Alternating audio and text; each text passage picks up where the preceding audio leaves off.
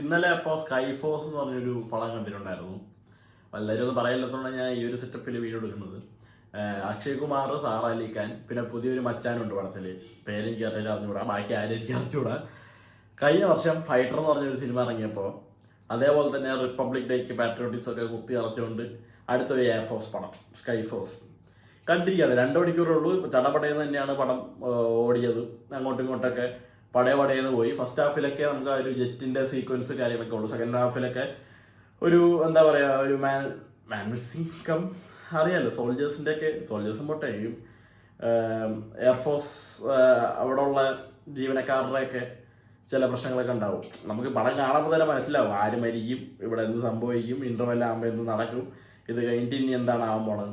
മൊത്തം മറ്റേ അണ്ണൻ തമ്പി പാസം, അണ്ണൻ തങ്കച്ചി പാസം, അതിൻ്റെയൊക്കെ വേറൊരു വേരിയന്റ് കണ്ടിരിക്കാം. അക്ഷയ് കുമാറിന്റെ പടമായോണ്ടൊക്കെ ഇങ്ങനെ ചുമ്മാ ഇങ്ങനെ കണ്ടിരിക്കാൻ പറ്റുന്നൊരു സിനിമയാണ്. പക്ഷേ കഴിഞ്ഞ വർഷം ആ ഫൈറ്റർ ഇറങ്ങിയപ്പോൾ ഞാൻ പറഞ്ഞതാണ് എനിക്കത് ഇഷ്ടപ്പെട്ട സിനിമയാണ്.